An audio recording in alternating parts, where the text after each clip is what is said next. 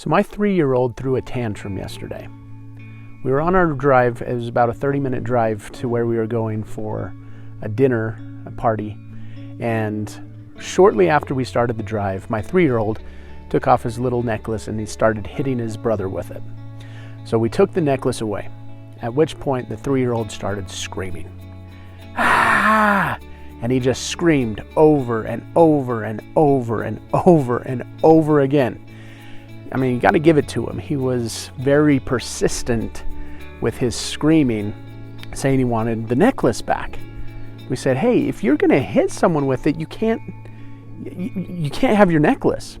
And then we said, if you want it back, you've got to speak calmly and politely. But he continued to scream. And he screamed and he screamed and he screamed. And I started to feel very frustrated inside. And I started to feel the anger, the annoyance from all the noise. And, we rolled the window down trying to distract him. We turned on music. We did different things trying to distract and redirect his attention. But he continued to scream. So he was focused on what he wanted. And we did not give in. We said, no, if you want your necklace back, you've got to take a few deep breaths, calm down, and ask nicely. And he continued to scream. My 5-year-old was sitting behind him and was just playing. And you could hear him making goofy noises and playing around. So he was playing. My 13-year-old was doing pretty well. He had his Switch, and so he was focused on the Switch while his brother is screaming into his ears. And then my wife was up front, doing her makeup and getting ready, and I'm driving. And so I'm observing everybody's reactions to this situation because the car got very loud as he's screaming. We have the music playing. We've got my 5-year-old in the back making his noises while he's playing, and then my other son on the Switch. So there's a lot going on. And I felt the rage and everything come up within me. I noticed my emotions. I breathed through it, and then got to a point where I was feeling humor as I was just observing everything.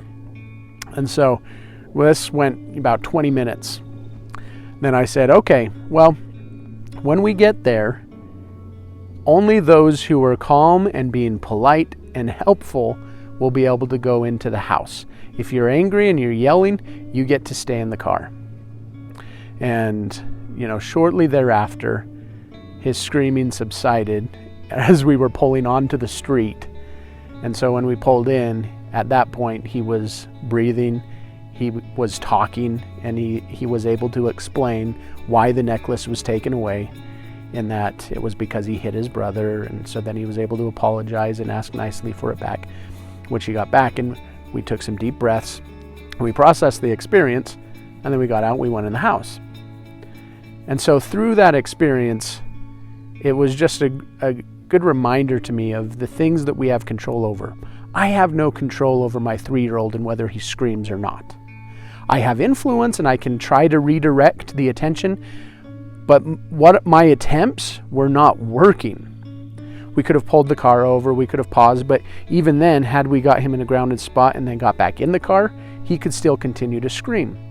And so there's times in your life when there are things that are outside of your control that may be causing uncomfortable emotions within you, may be causing you to feel annoyed, irritated, frustrated, hurt, and there's nothing you can do about it other than observe what's going on, pay attention to your emotional state, pay attention to what you have control over, and stay in control.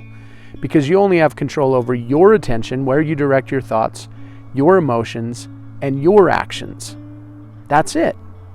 And so if you're trying to control something that's outside of your control, you're out of control, and that can be very disempowering because you're trying to do something you can't do. And so it can really cause some very uncomfortable emotions. And so today I want to remind you of your power, that you have the power to stay present, that you have the power to stay in a grounded, peaceful state, even if there's chaos going on around you.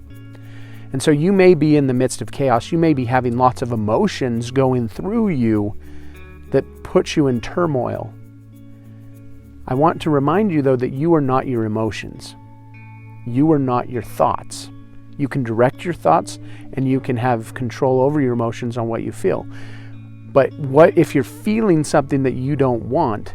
Check in with it. Ask, what is this teaching me? What can I learn from this? Am I avoiding anything? Am I running from anything? And then really check into it, and then pay attention to your thoughts and change your thoughts into a way that will serve you. Acknowledging thoughts as they come up in a way that honors them, but also in a way that honors you. Because you are a miracle and you have a purpose. You are here for a reason. Your journey is a beautiful journey for you. The journey you're going through is uniquely designed to help you become who you were born to be. You are a miracle and you have a purpose. Thank you for being here with me today. You have control over your life as you stay in control.